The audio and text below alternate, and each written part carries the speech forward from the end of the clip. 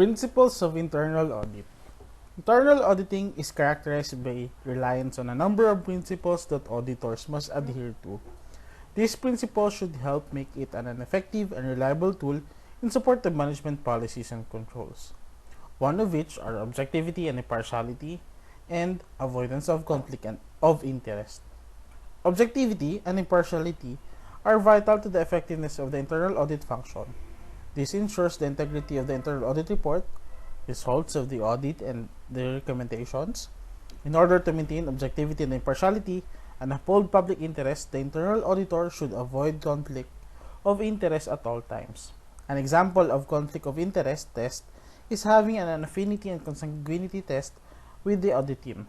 Within the auditee, having no family relation is one way of avoidance of conflict of interest. He or she should maintain an impartial and biased attitude characterized by integrity and an objective approach to work, and be constantly conscious of and alert to factors which may give rise to conflict of interest. Internal auditors should always be conscious of these factors that may arise all throughout the activity. This ethics raises the bar and gives confidence that the internal audit activity is aligned with the ethical standards. Objectivity means an unbiased mental attitude and professionalism that allows an internal auditor to perform engagement with no quality compromises. As internal auditor, the main objective is to conduct the internal audit activity fair in compliance with laws, rules, and regulations that needs to be upheld at all times. The principle of objectivity imposes on all internal auditors the obligation to be fair and intellectually honest. As internal auditor, all data, information, and evidence should be fair and honestly reported. No information should be withheld. Objectivity requires the auditors not to subordinate their judgment on other audit matters to that of others. The judgment of internal auditors should have a basis and is backed up of data, information, or evidence. In the execution of an audit, the internal auditors must base his or her findings on relevant, reliable, sufficient, and timely audit evidence and a set of criteria. Such criteria includes statutory policies, rules, regulations, and procedures. Impartiality, on the other hand, means that the internal auditor is free from bias and conflict of interest. He or she does not use his or her position to acquire benefits or advantage for himself, herself, or her related interests.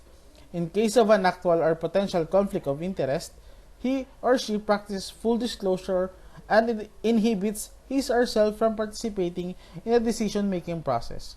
An example of impartiality, regardless of affinity or consanguinity to one of the auditee, of one of the member of the audit team, the finding should be free from bias and conflict of interest. The team leader shall ensure that the team member shall not conduct internal audit activity of the concerned auditee who has a conflict of interest.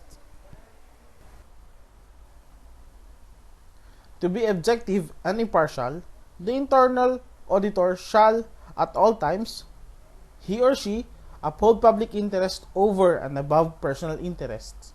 These should be observed at all times. He or she should have no direct authority or responsibility for the activities he or she reviews, and no responsibility for developing or implementing processes or systems. When an internal auditor is assigned to another task that is approved by the LCE, he or she shall inhibit the internal audit activity to be undertaken by the audit team. He or she should not engage in regular functions or activities which are the primary duties of another unit of the LGU, as noted in the National Government Internal Control System. An example of which is being part of Bids and Awards Committee, the inspection team, and other regular functions. He or she should not have a vested interest in the activity being audited. The internal auditors should always uphold the highest ethical standards in the practice of internal auditing and be objective and impartial. Therefore, all internal audit activities should go through regular approval of the LCE and or presiding officer of the Sangguniang. Internal auditors are not allowed to make the rules. They shall audit against performance standards that are already in place and accepted by the LGU. If they develop the rules, they cannot impartially evaluate the effectiveness and application of these rules. These should be observed at all times, but LGU has limited human resources and thus additional task is always be given to all officials and employees of the LGU to ensure the delivery of services to the community. Therefore, if the internal auditor were performing another task outside of internal audit, the internal auditor shall write and provide the basis pertains to conflict of interest and its consequences. But if the LCE still pursues such an order, the internal auditor shall perform the additional function but shall not conduct internal audit activity wherein he or she is involved or part of. As an internal audit function shall maintain an appropriate level of independence and objectiveness through sound reporting relationships and by those involved in internal audit activities, avoiding bias and conflict of interest.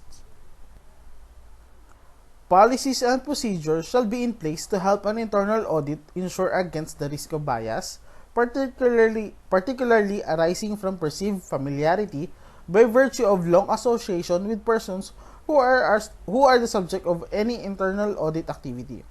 The internal auditor or person responsible for internal audit shall have a process in place to ensure that internal auditor does not undertake audit work regarding operations, services for which he or she has held responsibility, and internal auditors may be rotated whenever it is practical and necessary to do so.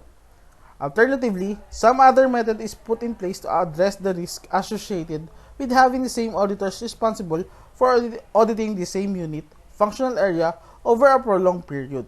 In our case, in the Internal Audit Services Unit in the Municipality of Odiongan, Nomblon, since there is no management or operations section, we alternate the team leader and the team member to eradicate familiarity and risk of bias. Authority and confidentiality. Based on the audit objectives and subject to compliance with the internal security policies of public service organizations, the LCE shall authorize internal auditors to have full, free, and unrestricted access to all functions, premises, assets, personnel, records, and other documents and information that the IAS considers necessary in undertaking internal audit activities. As a standard of practice, the IAS shall ask for authorization from the LCE and or presiding officer of the Sanggunian to authorize internal auditors to conduct internal audit activity in their area of responsibility. This is to ensure and clear to the auditee that the activity is approved and authorized. All records, documentation, and information accessed in the course of undertaking internal audit activities are to be used solely for the conduct of these activities. The internal auditor should respect the confidentiality of information acquired in the course of performing the audit activities, and should not use or disclose any such information without proper and specific authority unless there is a legal or professional right or duty to disclose. The internal audit report should be given to the LCE and or presiding officer of the Sanggunian in the area of responsibility. A copy of the internal audit report should also be given to the auditee so that they could comply with the approved recommendations in the internal audit reports. The internal audit report cannot be disclosed not unless approved by the LCE and or presiding officer of the Sanggunian. Confidentiality is not only a matter of disclosure of information. It also requires that the internal auditor acquiring information in the course of the audit neither uses nor appear to use that information for personal advantage or for the advantage of a third party. Therefore, internal auditor should have not a vested interest in the internal audit activity. All information acquired should not be used for personal interest which is against ethical standards. The IAS and the individual internal audit staff are responsible and accountable for maintaining the confidentiality of the information they receive during the course of the work. Internal auditors should secure all information and data they acquire and secure it against any form of theft and other related incident. In the case of IASU receives a request for a copy of internal audit plans, reports, and other related or supporting documents, the requesting entity, whether an internal or external party, should only be given the same after proper authorization by the LCE. In addition, access to such documents should be in accordance with agency-specific policies on the security of information and disclosure. Professional competence. The internal auditor must maintain high standards of competence and professional integrity commensurate with his or her responsibilities and mandated functions. He or she should commit to the highest degree of professional competence, both in the technical and ethical sense, through empowerment and continuing self-development. He or she must possess and continually develop the knowledge, skills, and other competencies needed to perform their responsibilities in order to continually enhance the quality of the audit. This is the reason why we created our own capacity development program, which involve all related studies in the conduct of internal audit activity, from internal auditing, public administration, internal control, financial management, forensic accounting, administrative or criminal investigation, ISO management systems, information technology and security, risk management, data science, through in-house training, webinar, e-learning, training by NGAs, by other agencies, continuous professional development, membership to Association of Government Internal Auditors, Institute of Internal Auditors Philippines, Philippine Institute of Certified Public Accountants, and other associations. And then acquiring certification like Certified Public Accountant, Certified Internal Auditor, Certified Internal Control Auditor. Evidence-based approach. Internal auditors should be able to gather sufficient evidential matters in support of their findings and recommendations. Audit evidence covers all information that permit the auditor to reach reliable conclusions through valid reasoning. Pieces of evidence need to be relevant, sufficient, and appropriate. An example of evidence are official reports, interviews, questionnaires, and other related documents. Code of Conduct and Ethics. As public servants, internal auditors are bound by the Code of Conduct and ethical standards for public officials and employees in the performance of their functions. Rule 10 of the rules implementing the said code affirms as ground for administrative disciplinary action at least 23 acts or omissions declared unlawful or prohibited by the code. There is an enabling law, and that is the Republic Act 6713, which the Civil Service Commission promotes and leads the implementation of the said law.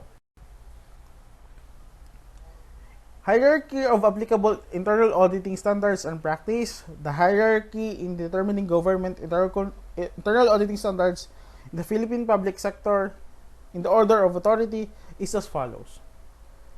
First is the Philippine Constitution, followed by laws, rules, regulations on public governance and accountability and applicable jurisprudence, patched by laws by Congress, presidential issuances, national government, and attached agencies under Bureau, court decisions and jurisprudence, constitutional bodies issuances like the Commission on Audit, Commission on Civil Service Commission, other instrumentality issuances, provincial issuances, and municipal issuances.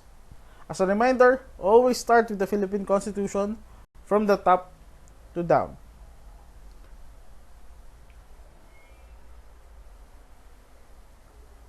Hierarchy of applicable internal auditing standards and practice.